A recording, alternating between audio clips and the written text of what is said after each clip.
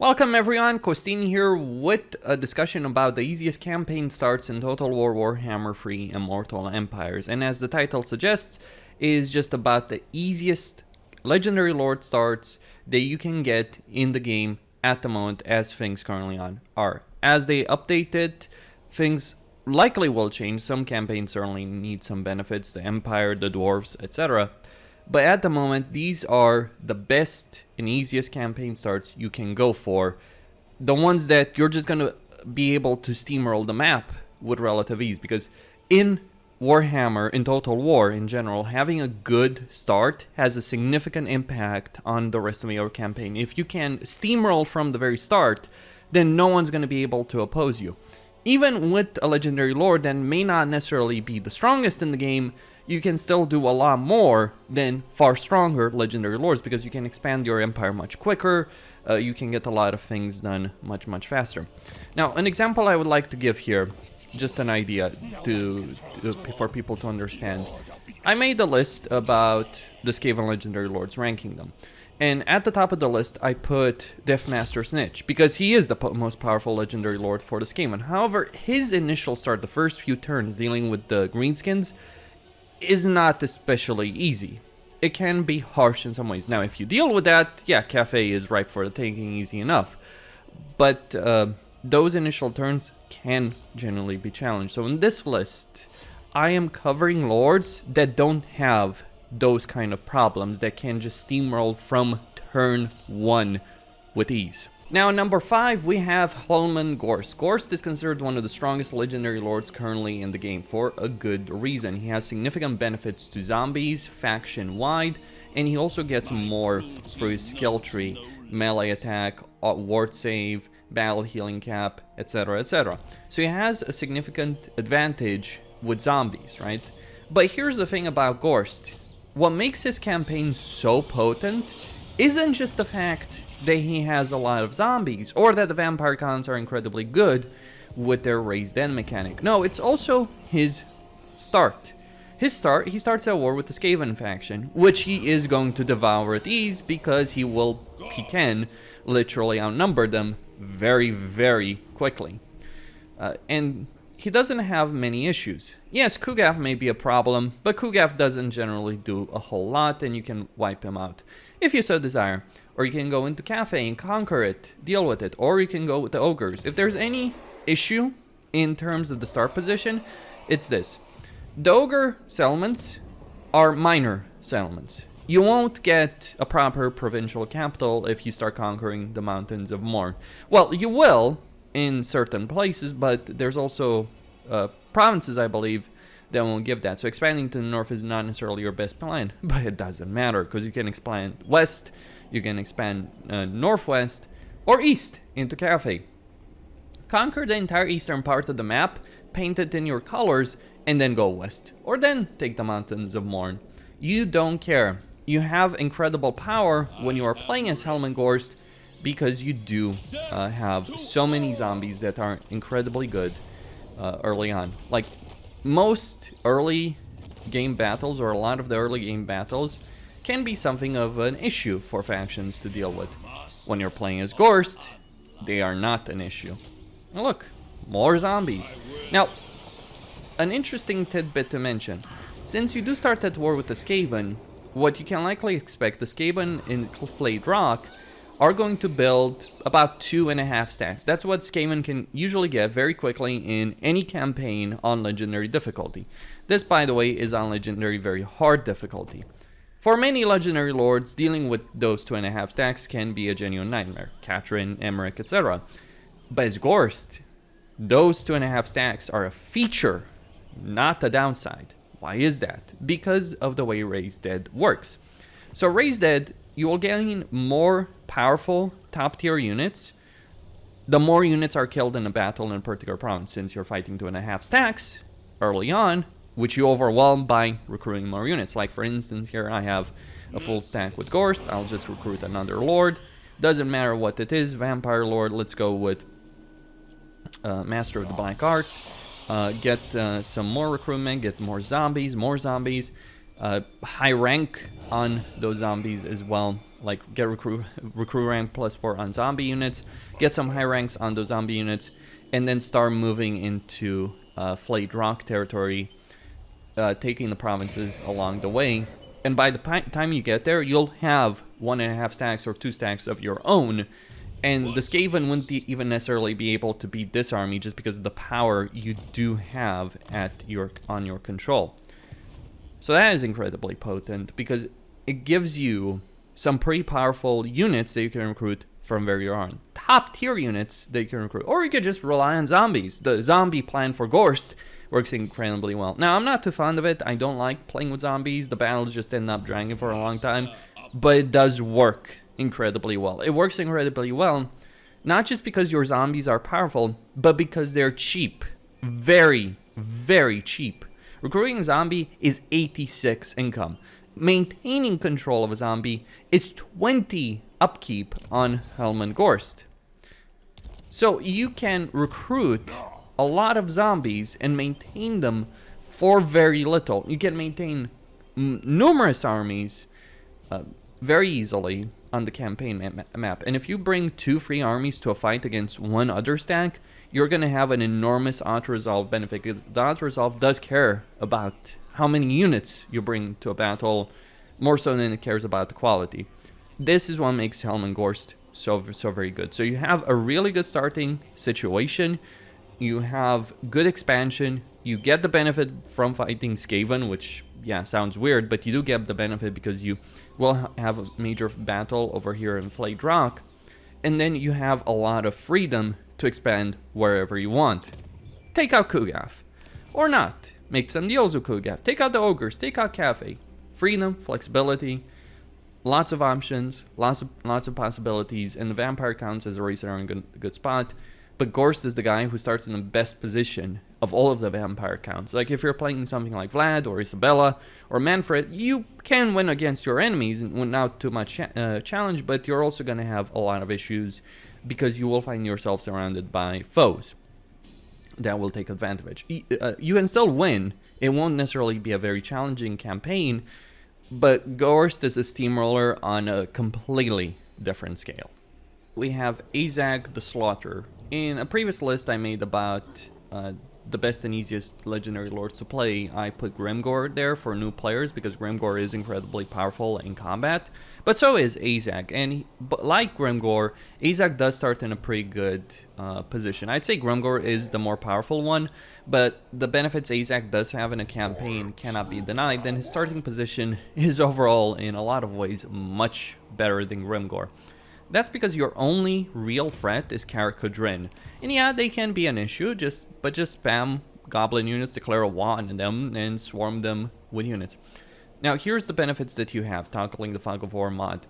The only threat you may have is Kislev, potentially, outside of Karakhodrin. But hey, rush for Jakova, take it out, give it to Kislev, get the non-aggression pact, let Kislev deal with other issues. Your western flank is secure. Drykon might be a problem, but maybe take a settlement of Dostermark. Make some deals. You have flexibility. The only threat you start at war with are these ogres, and they're gonna fall very easily. You also start with a shaman, which is a really powerful benefit, and you do start with a pretty good army of orc biggins, orc boys, rock lobbers, and trolls. And you take this army, you smash the ogres, you destroy them, you annihilate them with relative ease, take their settlements, no problem whatsoever. And also, you do have, on all your lords, you get 25% extra benefit to sacking settlements. Now I can't, because yeah, the auto-resolve being what it is, but you can easily take Karakungor here and take Raziak, Red-Eyed Mountain, really. Why the hell is Raziak? I don't know. But take all of this, take out the camp, take Fort Jakova, take this entire region, and you'll have a significant amount of income courtesy of that gold mine. And then you can unleash the Orc Steamroller. Take out Karakhodrin, move south, take out Zufbar, move south. Make deals with factions on the western and maybe eastern side, or who knows, conquer them. You have flexibility. Again, you don't have really powerful foes surrounding you, and you do have the flexibility to deal with them if you so desire. Want to conquer the dwarves? Go for it. You want to conquer the east? Go for it. Want to move into the empire? Go for it.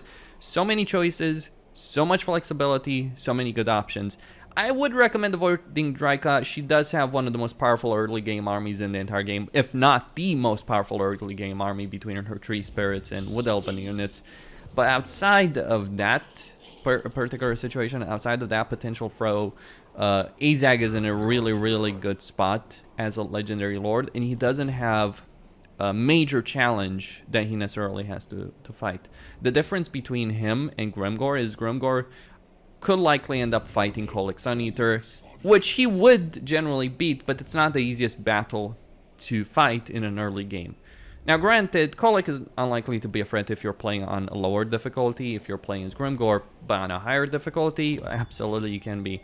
Whereas Azhgag just doesn't have that problem. Get the Wa meter up, declare Wa and Karakadrin, wipe them out before they become a problem. Take the entirety of Peak Pass and even beyond. Go for Skarsnik. Beat the crap out of Skarsnik. Confederate him. Greenskin Confederation mechanics. Confederate Skarsnik. Go all the way for the Dwarven capital and dominate the entirety of the Dwarven lands. Or not. Go for the Empire. Let Skarsnik fight the Dwarves. Go for the Empire. So many choices, so much flexibility. Can be a really fun campaign.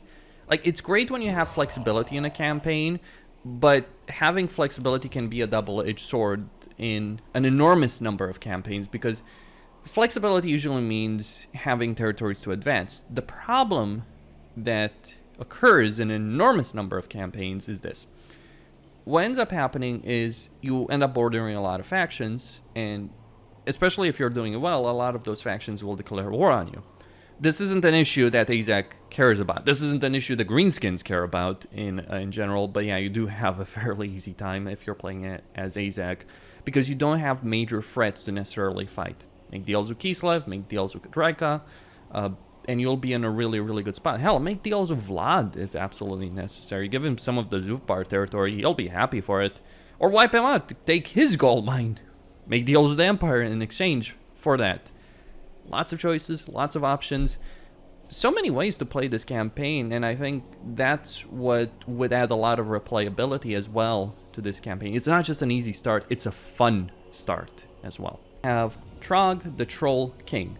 Why is he easy? Well, Norsca is a pretty good faction with some really solid income. Their ports generate a ridiculous amount of money, and you do start with the Monolith of Flesh.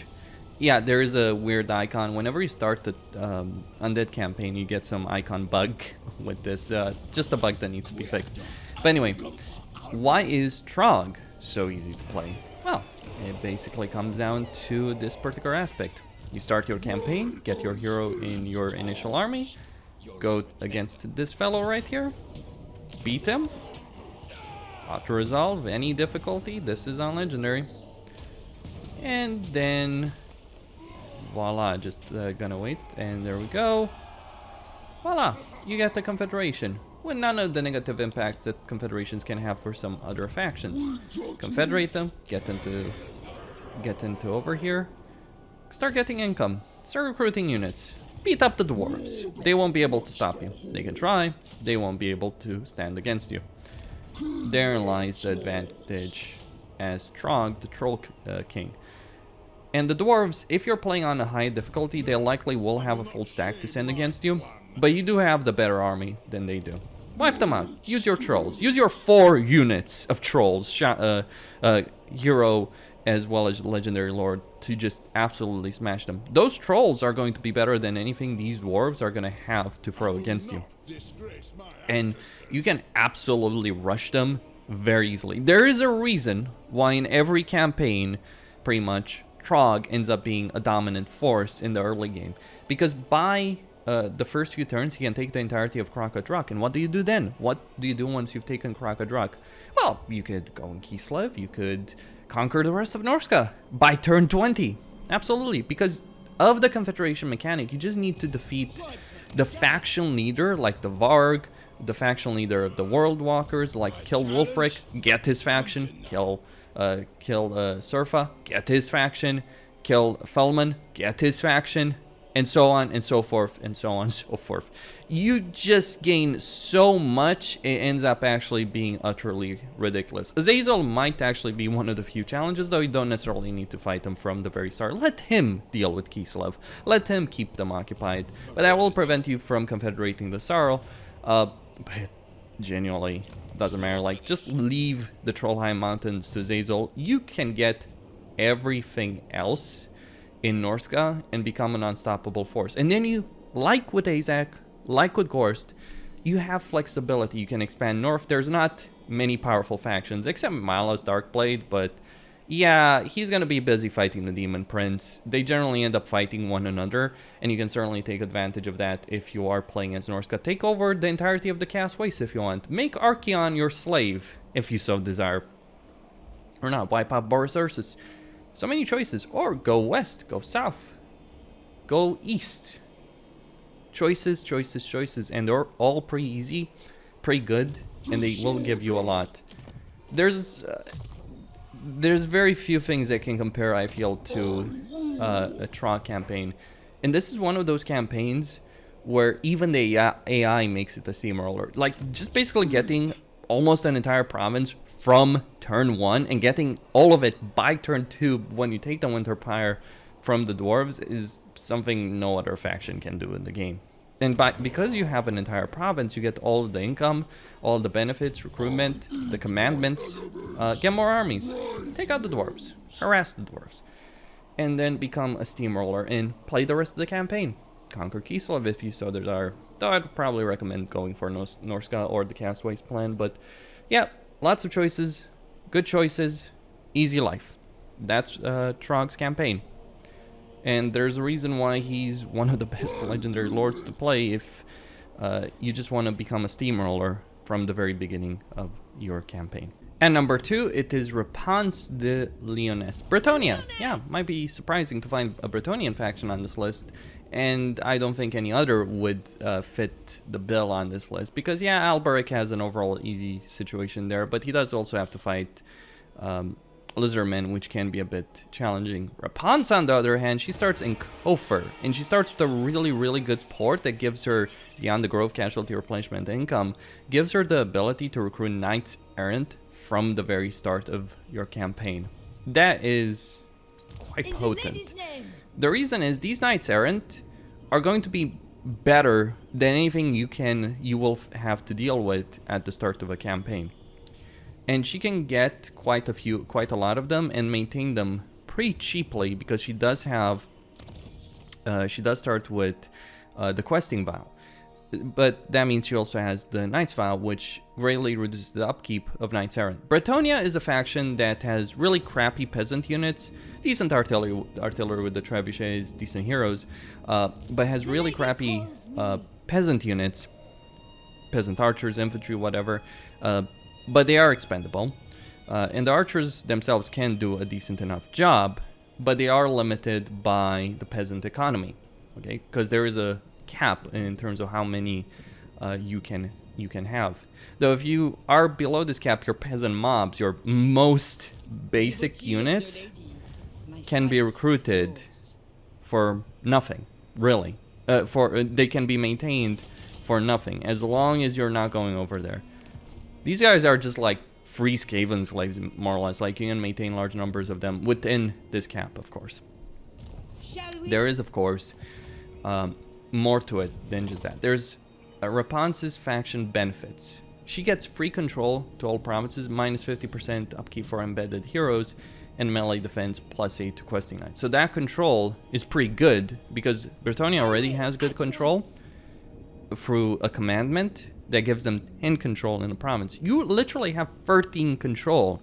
That's more than enough to make up for... That's one more control than even on legendary from the difficulty level. I do hate the difficulty level control issue. I've hated it for years, but between difficulty level and income, you're losing minus 12 control, public order, in a province by default. But Repanse, through a commandment and through her faction benefit, gains 13 control in a province, in any province from the very start. There's no research that's needed to improve this. I don't think there's any research actually that improves control, because actually there is one that increases your control by 2. So you can get up to 15 control. That is quite incredible. You also have a good economy through farming for fields, 300 by default, which can be improved through structures like getting the water wheel, and then going all the way up to 900, because you do need the water wheel to get this higher tier, and you can gain an enormous amount of income. My starting province here is generating 3,000 right here, 3,000 in the campaign. Now, there's more to it than that, starting wise. Now, by turn 25, I've taken out pretty much all of Araby. I did also take the Great Desert, gave it to the dwarves to make some deals with them. You can wipe out the dwarves, you can make them some deals for a powerful item that you can get.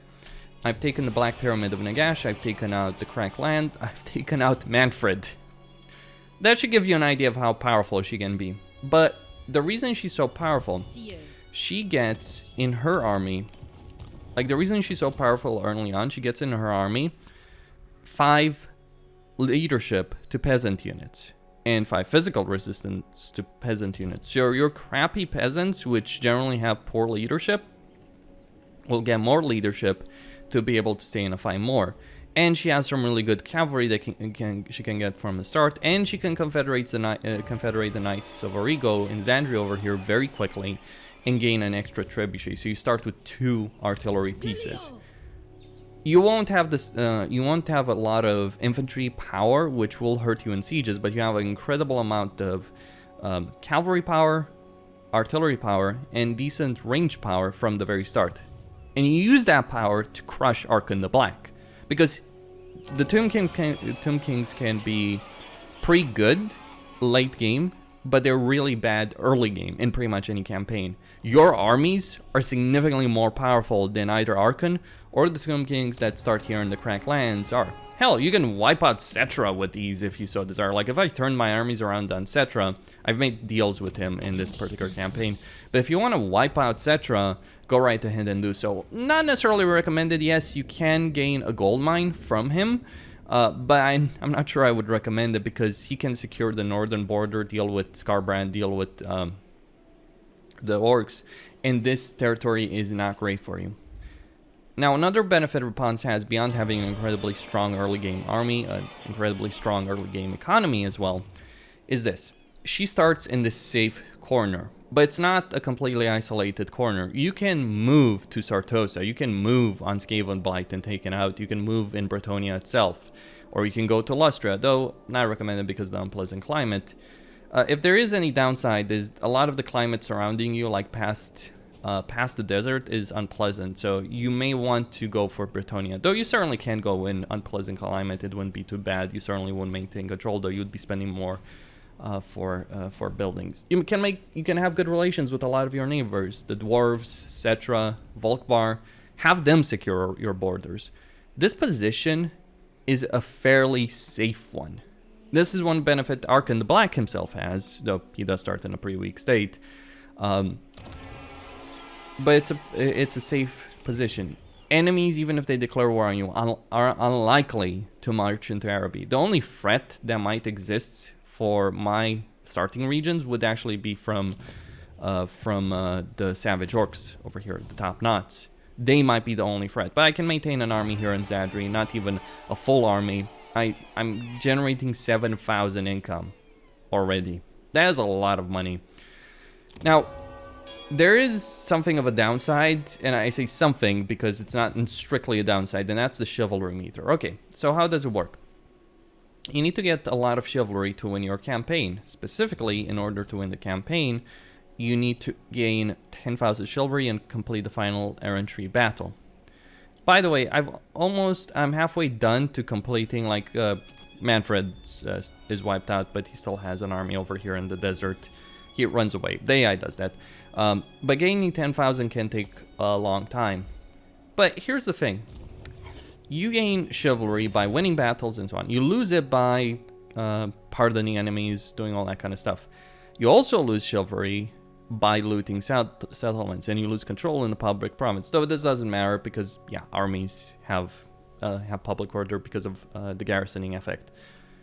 But this is not the downside. Like, yeah, you might lose 20 chivalry per turn. You'll gain more of that in a single battle. You can remove this, by the way, if you do decide to...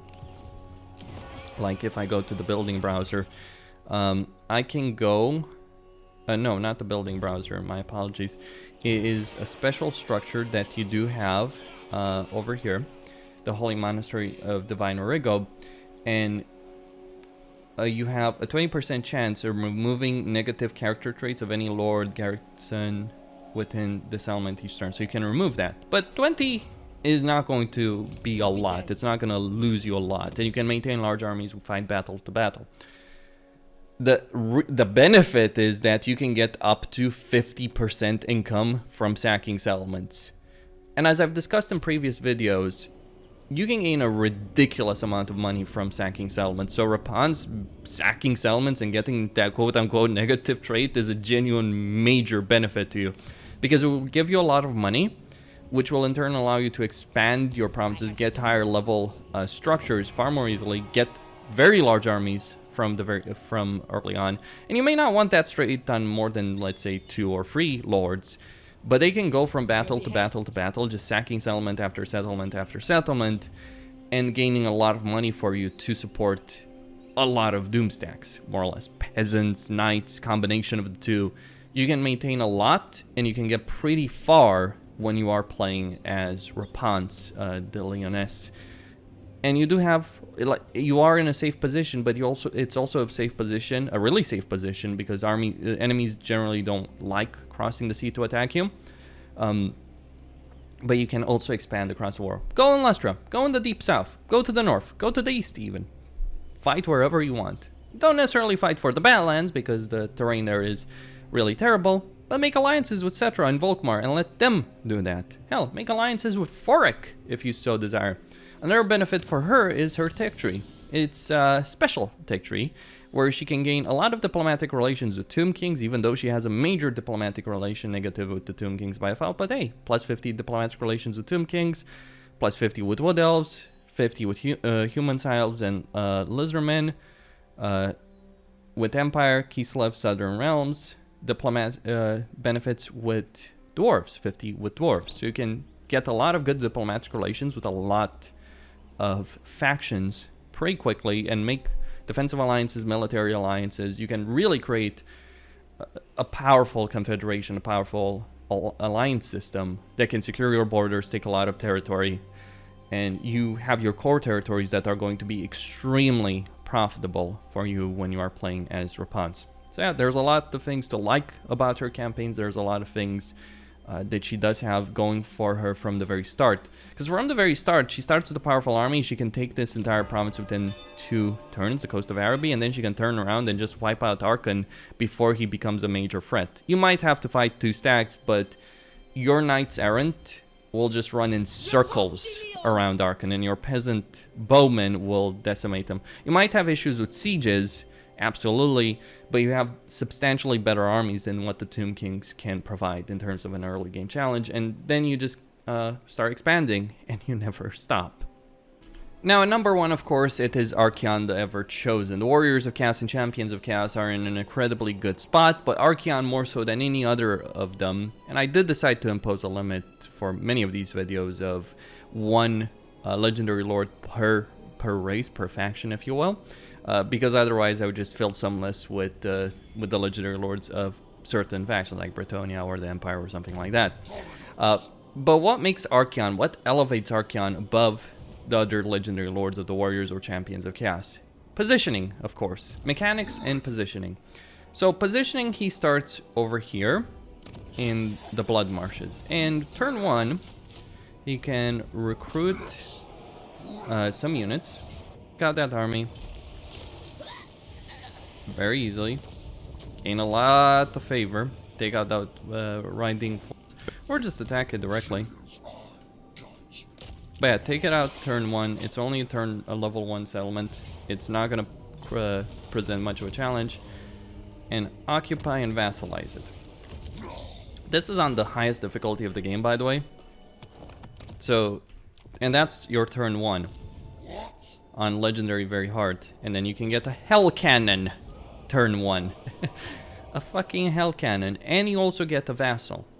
And then what do you do after that? That's where you really start getting into the power that Archaon has. Now, Archaon gains diplomatic relations with Demons of Chaos, Warriors of Chaos, and Norscans with every vassal he has. How many potential vassals can he get? How much power can he get? Remember, Warriors of Chaos rely on their fortresses to grow their economy, to have settlements. You start with one, pretty much. And there's another one to the east. Actually, there's quite a few next to you. In total, 4 next to you, 2 to the south, so 6 really available within, like, let's say, the first 10, 20 turns that you can get. You do start a war with the minor Lyonesse faction. You can make that your vassal if you so desire, though there's not necessarily any rush in doing so. What you should do is go for the Plains of Zanbaijin, make these guys your vassal pretty quickly, and then head west and get more vassals. Like, there's this minor faction of Khorne. Boris Ursus starts a war with them. He's supposed to wipe them out. You wipe him out, he is going to present a challenge, but because he has warbear units and some and Costars are not necessarily a joke, but it doesn't matter. Get gifted units, get demons, get the Swords of Chaos, powerful regiment of renown that you have access from turn 1 by getting Archaon to level 2. He's level 4 over here, by the way. Get the Howling Citadel, get the City Crystal Aspires, confederate all of these factions. How many vassals you can make within the first 10-20 turns with ease. And I say with ease in the sense that you're going to be able to out-resolve the vast majority, if not all of these battles. Boris might be a tricky one, but you might be able to do that. Or you might have to fight them manually. By the way, how many vassals can you get? Well, you start with 1. There's the Sinnelleos faction, that's 2. The Khorne, 3. The Steens faction here, that's 4. The Nurgle faction, 5. The Skaven, the Skaven, 6. 6 vassals. 6 freaking vassals. Hell, I'm not sure. Can you vassalize Boris Ursus? Because you can get 7, 8 vassals within the first 20 turns with relative ease, and then you can hop on to Krakadrak, vassalize Throgg, vassalize Azazel, or confederate of Azazel, because that is an option right now. So many choices available right here. Flexibility, safe position, strong army from the very start, instant recruitment. Archaon has it all. Significant faction benefits with research and souls and diplomatic relations. Well, not research. Significant faction benefits. No, it is research as well.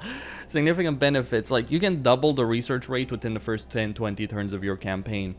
You can gain almost 100 to diplomatic relations with all of the Chaos factions within the first 20 turns of your campaign. You can gain 250 souls per turn from vassals within the first 20 turns. And you will do this with ease, without breaking a sweat, without having to fight a single manual boring battle. Like, I'm gonna be honest with you guys, I don't like where the battles are right now in Total War. A lot of them are crap, they're not interesting, they're easy, or they're one-sided. Like, a lot of battles are one-sided. Very rarely do you actually fight an interesting, genuinely interesting battle in the campaign map without feeling frustrating because of the pathfinding in minor settlements, or settlements in general. But that's a discussion for a different time. However, Archaon can paint the map in his colors without breaking a sweat. You do need to follow a plan if you want to maximize your vassals, but do you need to? Not really. Oh, there's, by the way, another vassal that spawns here. Like, if you take the Dark Fortress here, or if you take this particular settlement, the Burning Monolith, you can give it to a vassal faction, the Tong, which will spawn. They're associated with Howling Citadel. So you can get quite a lot of things going for vassals. Get 8 vassals pretty quickly, maybe 9 even with Boris if you can vassalize him at the moment. And you will become an unstoppable horde. In fact, it's even more ridiculous than that. Archaon gets so many vassals that like him so much, and each of those vassals can maintain a full stack of units, right? And each of those vassals, if you declare war on a faction, each of those vassals is going to go fight that faction. And they'll just steamroll everyone that stands in their path. Because even if one army is lost, no big deal. Another army will come and deal with them. And on and on and on it goes. Your vassals can literally conquer the map for you. You could just literally declare war on factions, start seeing your vassal armies heading across the map, conquering the world, and win the campaign without doing a thing, just needing to occupy, loot, raise, or sack 80 different settlements. And you do have flexibility. You want to go into the Chaos Waste, conquer the entire north, you can do so. Really good. A lot of good vassalization options there, Dark Fortresses if you want. You want to go into Cafe, get Kolic as a vassal. I'm not sure if you can confederate him. If you can confederate him, confederate him. But go into Cafe, get more Dark Fortresses potential. Want to invade the east, want to invade the south, want to invade the west. So many choices. And you just become incredibly powerful. And you can vassalize or confederate legendary lords. Like you can confederate legendary lords of chaos. You can of the warriors of chaos. You can vassalize pretty much the vast majority of factions that are standing in your way, which will add even more research rate to the point that you pretty much are doing research instantly.